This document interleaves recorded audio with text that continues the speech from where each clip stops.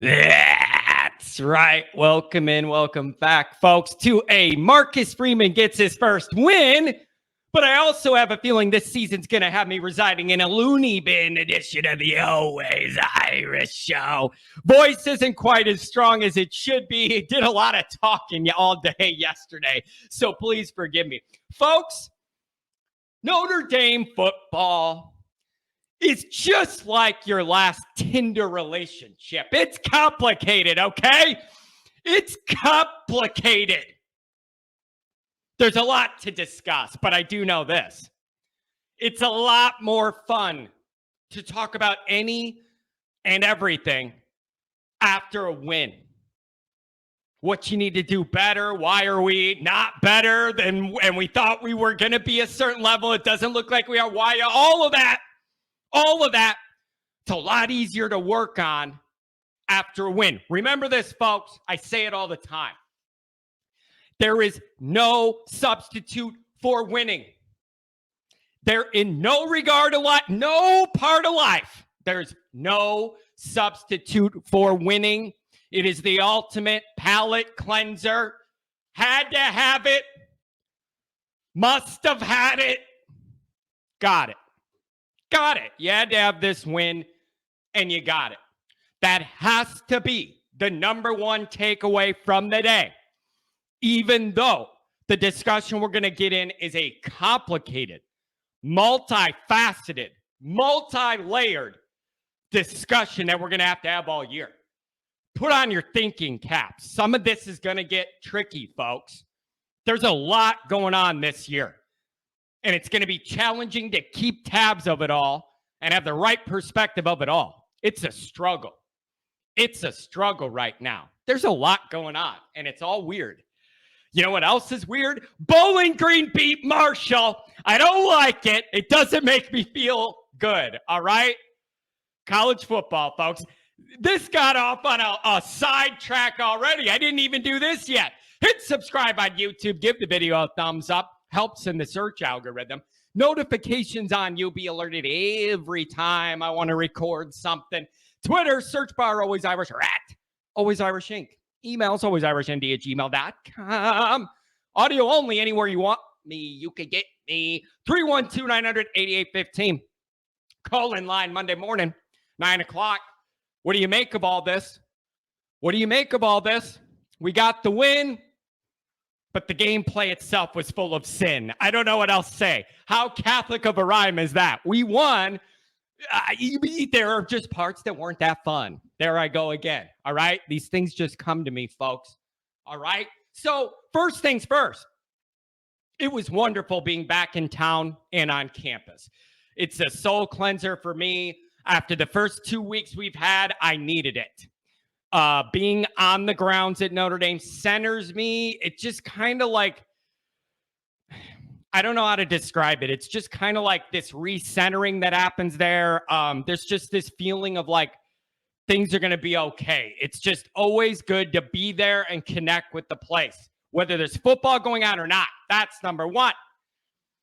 Okay, that's number one. And I say this more and more too. The people I've met from doing this show are by far the best thing that has come from it. These are now real life friends. Their families are friends, and we're bonded at the core by our insane love for Notre Dame. To everybody I met for the first time or met again over the weekend, thank you to all of you. Thank you to all of you. Notre Dame's fan base, just like everybody's, I'm sure, has some amazing, amazing people and families. And I met a lot of you. So thank you to everybody. New friends, old friends, everybody I talked to at the game. I had a great time. So thanks to everybody. Really appreciate people wanting to say hi. So first thing here is congrats, Marcus Freeman, on win number one. Now, I have a lot of mixed feelings on it. You know, I knew for a while I was going to be in town Saturday, but I wasn't wanting it to be a chance to be on campus when Marcus wins his first game. So, you know, all of this discussion right now is so two-sided. Like, There's so many ways you could go with it and probably justify your position. But that was my feeling. It's like, oh, we're going to get Marcus his first win today. John, you're going to be on the grounds when it happens. Fine, but I'm mad that it took this long. So forgive me that I'm not acting like it's game one and he has no losses, a chance to win his first game. So you could say I'm a jerk for that, but I'm sorry. The shine of his first win went off because it took so many damn chances to do it. All right? So I'm sorry, but that has to mute my excitement for the first win when it took you 4 times to do it. Sorry. Call me a jerk if you want, but that's where I'm at with it.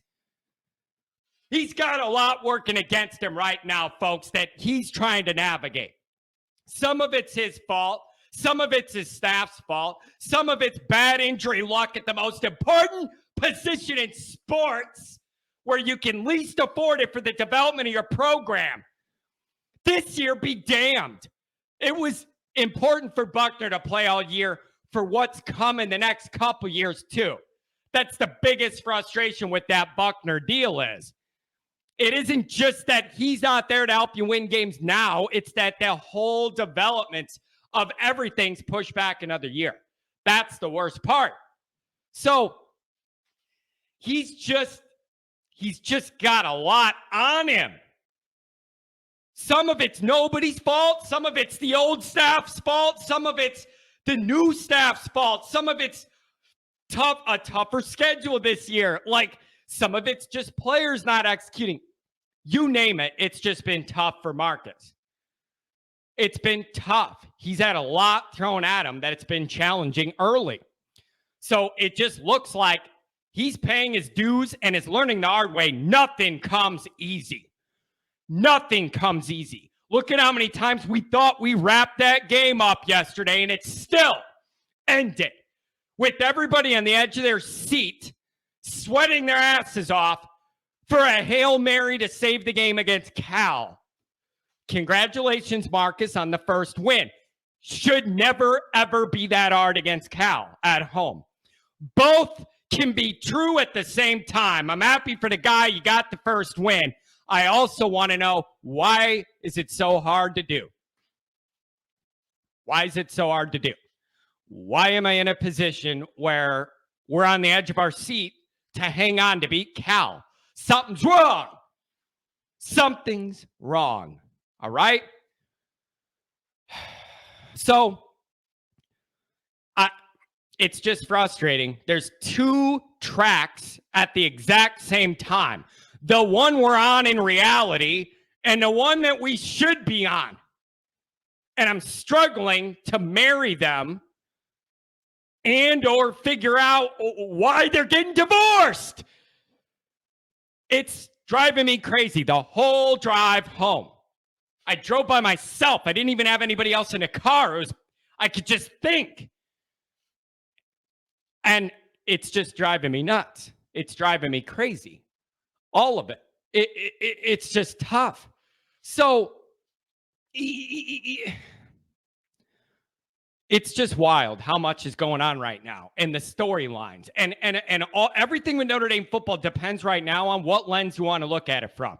What microscope, what focus, big picture, small picture, medium picture.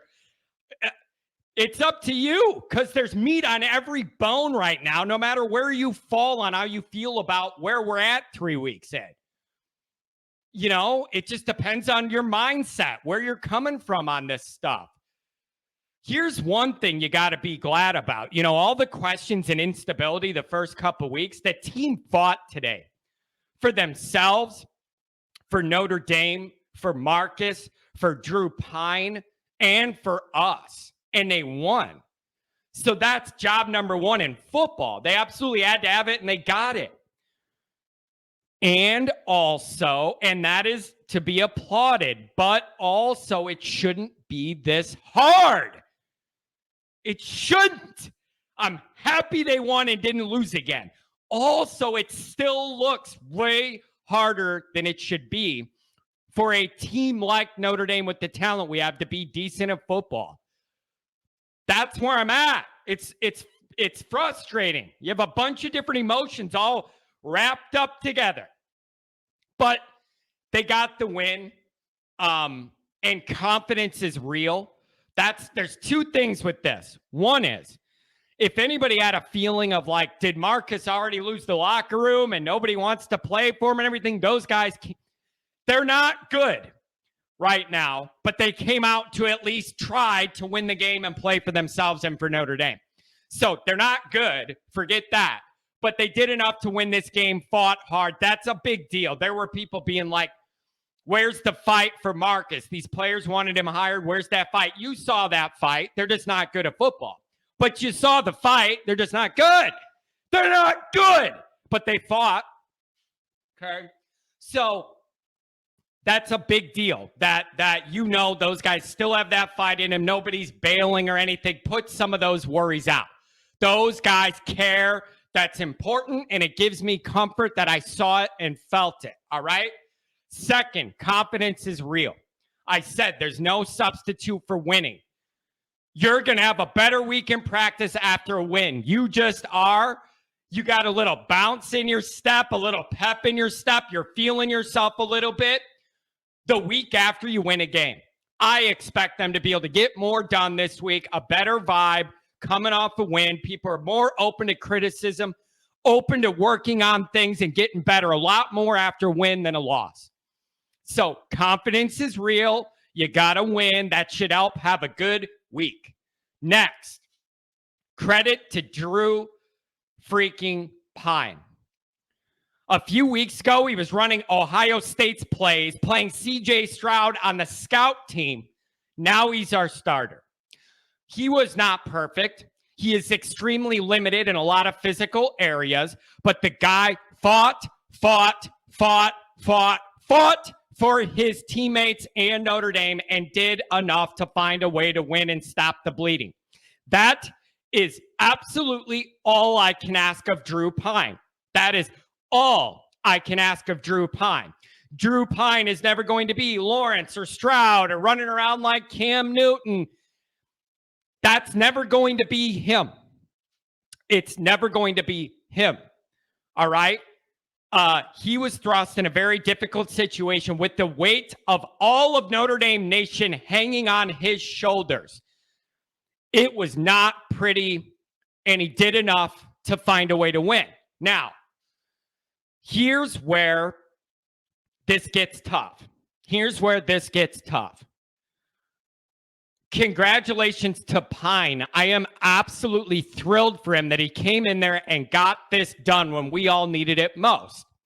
The next sentence out of my mouth is, Drew Pine should never be in a position where he's Notre Dame's quarterback starting ever. Ever. It's like, oh man, that's mean. You know, John, you're being a jerk. He won the game. Understand me. There's two different things here that could be true at the same time. Proud of him. Great job. I'm so happy for what he did yesterday for this team. All true. Fighter. True Notre Dame guy. He is a fighter. That guy will keep coming at you and get up after every hit. Perfect Notre Dame guy. I love all that. And I'm so happy for him. Also, he should never be in a position to see the field at Notre Dame. I'm sorry, you guys. It's true. Brian Kelly has you conditioned to believe Notre Dame cannot have a quarterback room with elite talent. Proven elite talent. Not maybe, not potential. Proven. That's what's going on here, folks. Brian Kelly has poisoned everybody's Notre Dame brain to think we can't have quarterbacks that are elite and ready to play that you can rely on. All right? So I love what Drew Pine is doing, but Notre Dame should have 4- and 5-star elite proven quarterbacks. Oh, but Pine was a 4-star. I said proven. I said proven as in you're playing and it's elite type stuff. So don't tell me, oh, John, Pine was a 4-star. I think he was. I'm talking 4- or 5-star play out there. No one can tell me Pine's doing that. And it's not all his fault. It's not all his fault. He was thrust into a difficult spot. Offensive line is imperfect. They were a little better yesterday. Helps you're playing Cal. They're not good at football either. So that helped. The wide receiver situation. It's all tough on Pine. My overall point is Drew Pine's not winning Notre Dame playoff games. Like, everybody just needs to understand this was nice for what it was for him, but this isn't the future at Notre Dame. And I know people react bad, and it sounds like I'm being a hater. I'm telling you the facts. When Notre Dame's to the point where they're trying to actually compete for the playoff, a guy like Drew Pine isn't going to be the quarterback, is what I'm saying. Everyone needs to understand that. So happy for him, and at the same time frustrated, because how can that be Notre Dame's quarterback room? Sorry, it's not good enough. It's not near elite. And that's what Notre Dame's going to need to win, get where we need to go. It's the one thing missing, you guys. All these stresses and struggles. Well, it's not the one thing missing, but all these stresses and struggles with Notre Dame. Did anybody ever stop and think, you know what would stabilize this program the most? Having a dude at quarterback, a 5-star, great elite player. You know what you're going to get every week, and you build the team around him. He's the leader. He's the captain. He's the engine. That's how a normal team might be built. It would make life so much easier for Notre Dame if you just knew you had an elite quarterback. It seems so foreign to us. I'm telling you, look around the country. There's young guys that play all the time and whip the ball around. It doesn't have to look as hard as Notre Dame makes everything look. It doesn't have to be that way. So, congrats to the entire team, specifically for Pine and Freeman. Happy for those guys. But again, it's tough. It's just tough. I'm thrilled we won. But we're just nowhere near as good as football as I think we should be. And that sucks to be the reality after 3 weeks. Like, I'm happy we won yesterday. I'm also fairly devastated that we're not nearly as good at football as we should be. Even accounting for Kelly recruiting or not, or whatever you want to say. We should still be better than this. Happy with the win, better than a loss. Overall, though, I'm still generally upset at why we don't look better. Both of those are true. And it's complicated. It's complicated.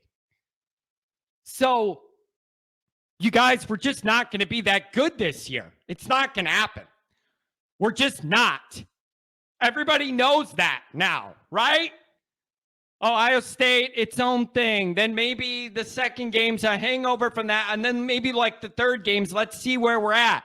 You still have a lot of issues to where you can't even really run a real offense. You're so limited in what you could do because of the limitations of certain position groups. And now the quarterback, and again, it's hard to have this discussion and not have it sound like you're crapping on Pine. But I have to have a responsibility to the big picture. The big picture is you should never be in a position where Pine's playing a game as a starter. Backup, fine. But and I know it's like, well, he is the backup, but Buckner got hurt. But Buckner wasn't proven an elite either. My point is, you need elite somewhere. You need elite somewhere in this quarterback room. You need it. Son of a buck. We're just not going to be that good this year. Some of it's bad luck. Some of it's bad play. Some of it's everything. But we're not that great this year. And no matter what improvements we're going to see over the year, when the season ends, we're not going to be that great either, folks. We're just not. We're not. Everybody knows that, right? It's going to be a struggle all year, every week. Everybody knows that. Get your Pepto-Bismol ready. It's going to be stressful every damn week. It's going to be a struggle, folks, to win games this year. It's just where we're at. I hate it, but it's true. And that's where this gets real, real hard if people want answers that don't exist. Why is the team not playing as well as anybody thought? Media, national media, local media, people like me. Everybody thought Notre Dame was going to be stronger than this. It's not like that was a rare opinion only held by Notre Dame people. They were number 5 to start the year. A lot of people thought they'd be good, and they're not playing that good. And so I know Buckner's out, and that obviously hurts. But even when he was in, don't act like we were moving the ball and playing well. Don't act like that, because you know that wasn't the case. But it's hard because everybody wants it to be one thing. Point at Reese. Brian Kelly's recruiting. Freeman doesn't know what he's doing yet. Bad execution. Assistants not all doing their jobs. All of those things I've seen pointed to. It's not one of them. It's different percentages of all of those things mixed in a big problem stew. And I think that's hard for people. We all want to be able to identify and point to one problem, and then if you fix that problem, things get better. That's not the dynamic we're in. Like, the challenges we're having are a mixture of a half dozen or more elements that all add up to make life harder for you. All of it does. And it's just a tough dynamic right now. You want to point at one thing and then say that's it and fix it, but it isn't that simple. There's a lot of things that all overlap where if you fix 1 or 2 or even 3 of them, but one big one's still out there, you're not going to accomplish your goals. It's just very, very tough right now. It's very, very tough. And I get the Brian Kelly issues very, very touchy for people. When I start talking about blaming Brian Kelly for a percentage of our struggles this year, some people get what I mean, and then some people say, you're an idiot. He's not even your coach. How is it his fault? I say, you are an idiot. If you say that, you do not understand how college football works. If you follow Notre Dame, you know the way Brian Kelly recruited is not elite enough to get us where we need to go. Now, Marcus Freeman's dealing with those players. How is that not Brian Kelly's fault? How is the fact that our quarterback room isn't good enough, or how is that not a Brian Kelly issue? What's happened with the quarterbacks? How is it not a Brian Kelly issue what he allowed to happen in the wide receiver room with recruiting, development, and retention? Those are Brian Kelly created problems, or if not created, allowed problems that now we have to deal with. So I get it that people are going to say, John, you're blaming the old guy. What a cheap shot. It's not his fault. The old guy's mistakes are the new guy's problems until the new guy could dig himself out his way. So I hate bringing up Kelly too, because I know people are just going to say you don't like him and you're blaming it on him, so you don't have to blame your new wannabe boyfriend, Marcus Freeman. All right? So I get it, but you can't tell me the guy who orchestrated the roster we have now we're not winning elitely with isn't a part of why we're not winning elitely. It's perfectly logical, folks. It's perfectly logical. So I guess I'm saying we now have to look at this for what we are, not what we wanted it to be out of the gate. We ain't top 5, folks. We ain't top 5. So as Manti would say, far from it. Far from it. Good to have him back, by the way. Was in town, even did a media session, an absolute class act. Manti Te'o's the ultimate Notre Dame man. He said yesterday he would give up anything but his wife and kids to be able to come back and play at Notre Dame. So I love that guy. Genuine, pure Notre Dame heart. It's a shame everything that happened to him. I think his heart was so genuine. He was naive to a lot of things in the world, and it burned him. But welcome back, and true Notre Dame guy. So welcome back to Manti for that. But this is hard. Now we got to look at what we are, not what we wanted it to be and thought it would be, because they're very different. Each game's going to be stressful. Trying to focus on what could be done this year to position us best for the future now. We need to see things tighten the hell up fast with what we have now, while understanding the roster is not an elite one and key areas are way behind and it's holding us back, and will until those areas get properly recruited and developed. All right? It's a very flawed roster right now that we're going to have to navigate through this year. It's a tough dynamic. Is some of this just the new staff gelling and there's a learning curve? Why aren't things exactly where we want them yet? I don't know. It's just confusing. The offensive line ended up being a little better yesterday. It was also Cal, and they're not good at football. I needed that offensive line to be more dominant right away. And it's like, well, them and the defensive line came to life yesterday, and they did, actually. Both those units did end up winning the day. Offensive line, defensive line. We're going to get to the stats, but they did end up both winning the day, and I'm happy for that. The issue is it's too late. You need to win every day, not the day of week 3. You need to win the first 2 too, and you didn't, and all your goals are ruined because of it. It's a shame. That's college football, folks. That's a shame. So it's just tough. It's just, is this we are changing the mindset of the program right now, and it may take a while to recalibrate? Like, I don't know what it is, but things just don't look as good as they should right now. We could spend all year saying this isn't what we wanted, and I'm mad about it. But it now needs to be, we aren't what we wanted, and now I need to look at all the items in that stew under an ultra microscope to see why. That's what I'm doing from now on. We're not elite and we're not close. We're not what we thought we were going to be this year. So get out your little notepad and write a bunch of bullet points of why you think that, and then look and see how those items progress over the year. Whether it's Reese is a bullet point, you want to see more creativity, whatever. Whether it's what you're looking for out of the quarterbacks, the defense caused turnovers but has none technically, and you want to see more. Whatever it is, the offensive line, like write down markers of things you know aren't good enough in your mind right now. See how they progress from now till the end of the year. That has to be your bar now. It's just trying to get better to put us in a position for later. That's it. That's all you could do.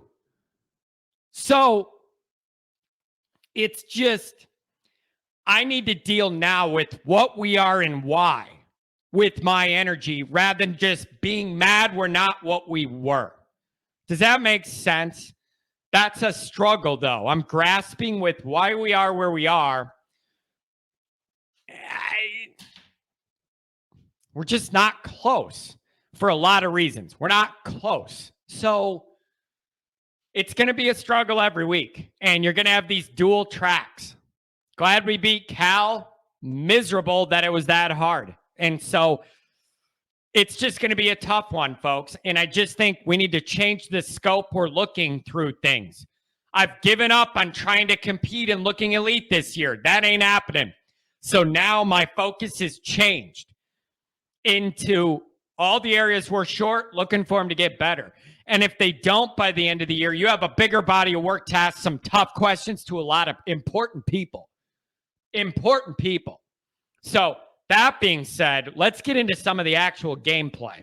I simply put, the offense started horrifically at home against Cal, got a little better. They did get a little better, found some things that started working a little bit, but it's still nowhere near an actual functional, high-level, competent offensive college football unit. It's not. It's just not. It ain't. It ain't. And we're just so limited in so many areas right now of what you could do. How is Notre Dame in this position? And maybe a better question is, how the hell did they win so many games recently under Kelly doing it this way? I don't know. That offense was horrific early. I get it. Pine's new. He's probably nervous. We got it. I get it, but I have no patience for it. I understand it. I don't want to sit there and watch it. We just can't be dropping back this far in the gameplay. Like, it's not real life. It's so bad. So Pine, tough all day.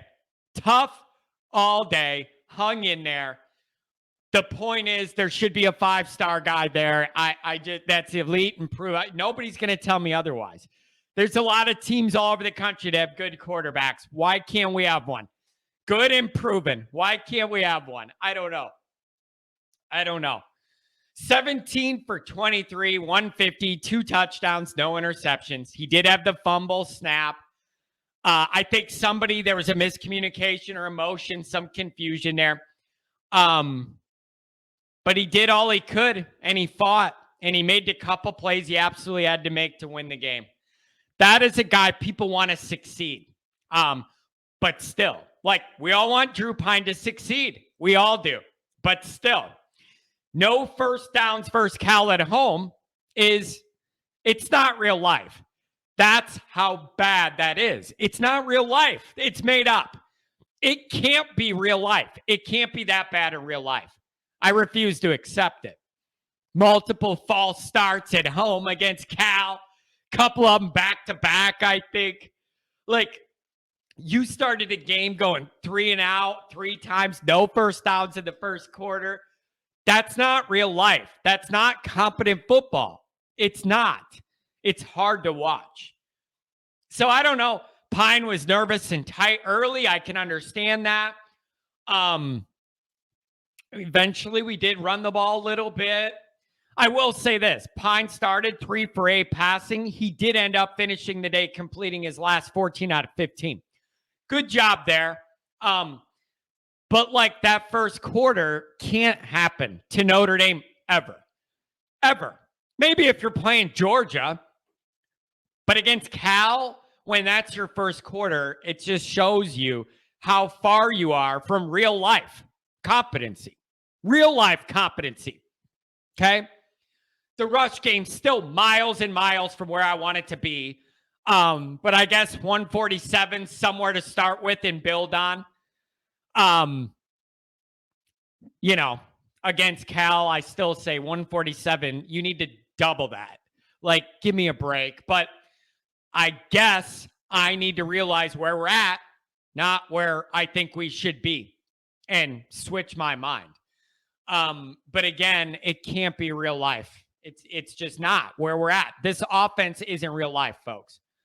That's my conclusion. That's why I keep saying it. It's so far below what it needs to be at Notre Dame. It's not real life. Okay?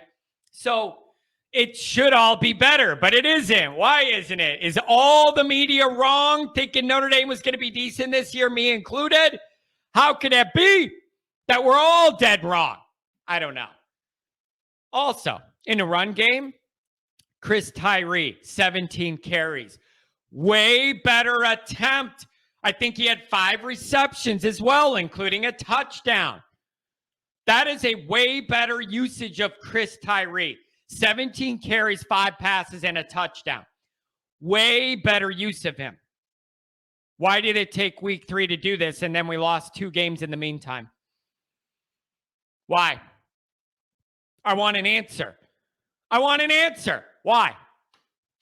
Everybody in the world was saying, Tyree's a big weapon. You know you're limited at wide receiver. You'd be foolish not to get him the ball couple dozen different times, different ways in all these games. Nope. Had no interest in doing that the first 2, and then did it this week. So, yes, I'm glad we're doing that. It's also too late because your season's goals are all ruined because You misread what you were the first couple weeks. So glad to see it now, but your main season's goals are ruined. So that's concerning to me. Why does all the media and fans have to know Tyree should be getting the ball more and different ways? Why do we all know that before Tommy Rees? It's disturbing. It's incredibly disturbing. It's like just this week they decided what all the dumb fans like me knew, that it'd be a good idea to get him the ball. It's a joke. That can't be. Happy I saw it better yesterday. But you don't get credit for that much when you not doing it is a part of why we lost the first couple games. I don't understand. We have 378 yards passing overall. Not in this game. Overall. 378 yards passing in 3 games, folks. Again, this is not real life. It's not. Don't get sucked into thinking it is, and that this is okay, or this is normal, or this is a common part of the process for teams. It is not. It is not. Notre Dame isn't winning anything we care about until they figure out the quarterback position. Could have said that all through the Kelly era too. But that's where we're at. Estime, he had 3 catches too. I like that usage. Why not? I love that. So I like to see those guys doing that. It's just too late. You lost. You lost a couple. So it's very frustrating to see what it should have been before, but they didn't do before after our goals are ruined. It'll drive you insane, that dynamic, that dichotomy. Mayer only had 2 catches. That surprises me a little bit. So it's a struggle. It's a struggle. It's like pulling teeth for Notre Dame to move the ball, but they made enough plays. You also need to keep in mind, though, how not good Cal is. Cal's not very good, folks, and it's a really good thing you played them this week, or you could be in even a worse spot. But more power runs, short, quick passes, there you go. Like, you found a little something to build on this week when you didn't have anything coming out of last week. You got the power run game going a little bit, and it helps that Cal's not great. And then you did more short passes, get the ball out to your guys and let them make a play. That's what this offense is going to have to look more like this year, folks. It is. So I would like to see more of it. It's the only thing you got going. But again, you have 7 points at the half against Cal at home is embarrassing. It's incompetency. You can't have 7 points at home and a half against Cal. That's a joke. It's nowhere even. You can't even see where the quarterback room should be and the offense should be looking at it from where we're at. You can't even see it. You can't even see it. Where it's what it's supposed to look like, this offense, it's so far away right now. You don't even worry about looking for it. Just try and take baby steps. That's it. That's it. 3 of 12 on third down. Horrific. 150 yards passing, 147 yards rushing. I'll say this for you, Notre Dame. You're balanced. You're not good, but you're balanced. I'll give you that. Very balanced, just not good. 8 penalties, don't like that. Too many. So the offense is going to be a struggling work in progress. I do think you have a couple things you can lean on now. This passing game has to evolve. Notre Dame, you're not going to be able to do it the way you did yesterday. You're not. Pine and the wide receiver, you're going to have to start throwing the ball all over to stretch defenses out. Like, you're not going to be able to just dink and dunk it, quick outs all season. So the offense has to evolve, but at least they got to win the first time they had to try this with Pine. Defensively, here's the thing, man. How in the hell How in the hell is Plummer, a human statue of liberty firmly planted in mob-style concrete boots, how does that guy torch Notre Dame with his legs all day? Right up the middle. We're losing the perimeter still. We still lose the perimeter on defense. I don't know. Plummer was 16 at 37, 184 yards. That's just woof. That's just woof. Almost caused some turnovers, but didn't. Still technically 0 and totally unacceptable, by the way. You would think you would have one just by luck by now of a good bounce or something. We still have none. Even though we made the plays to cause them, they technically got overturned and they didn't happen. You still have none, and that's not good enough, especially when you're trying to support an offense that is not good. It's not good. So you would like that defense to help out the offense a little bit more. But they looked a lot better yesterday. God, Foskey just kept getting banged up, coming back for more. Just coming back for more. Hunched over, and it looks like he's hurt, and then he comes back and makes a play. There was a lot more havoc this week. Thank God. Thank God. A lot more havoc. 6 sacks, 8 tackles for a loss. Much better production. Brown, 7 tackles. Cross, 7. Lacey, 5. Bertrand, 5. Have yourself a season, Howard Cross. Great job from him so far. Both Adamiolas with 4 tackles. And then Jason and Foskey, 1.5 sacks each. A lot more havoc. Good job. Good job. You need more of that. Maybe these guys are finding their footing as a defense. I like that. Both our lines did win the day. That's a big deal. That's something we knew had to be a recipe for Notre Dame to win games. It is only Cal, but for this week, both lines did end up winning the day. Good job. Good job. But still, all of this, and we still ended up with a bouncing around Hail Mary in the end zone, having to worry about beating Cal. Understand, even though we're saying, good job, you won this, macro, you should never be in this position. Nothing is good enough right now. Those are the 2 tracks we're living on at the same time, folks. That's it. The perimeter is still a problem defensively. When Plummer's rolling out and running and wins the perimeter, no. You got to tighten that up.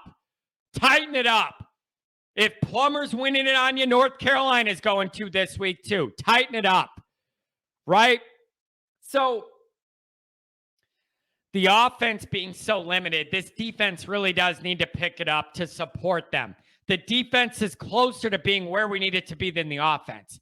I need them to pick up some of that slack. And havoc's the way you do it, and turnovers the way you do it. We just need to see more of it. We just need to see more of it. All right? So it's just frustrating, folks. We're just not where we need to be. So we just need to look at where we're at and how we need to get better. And if we're not, why? That's the key thing. If we're not seeing improvement in these areas, then it's like, why? So identify them and look for improvement. We get through the year and there's pieces that aren't getting better. Ultimate red flag of red flags. Ultimate. Okay, so better from the defense this week. More havoc, more penetration, that kind of stuff. Getting the other team behind the chains. Good job. And you're going to need a lot more of it to support this offense. Groupie missed one, but had a clutch one. Give him credit for that. So today, folks, just be glad some of the flames are not out, but they're at least tampered down a little bit. You couldn't afford to lose this one, and you didn't. So really, really good job. At the same time, I'm bitterly disappointed with where we're at. Both are true at the same time. Very happy we got the win. Happy for our players and coaches. And I'm also bitterly disappointed this is where we're at. So both of those are true and fair, and it's where I'm at today. So Good job, Pine, though. I'm happy for him. He's a fighter. Good job for Pine. Good job for Freeman. Get this all out of the way. And now we just need to get better. Talk to you soon, folks.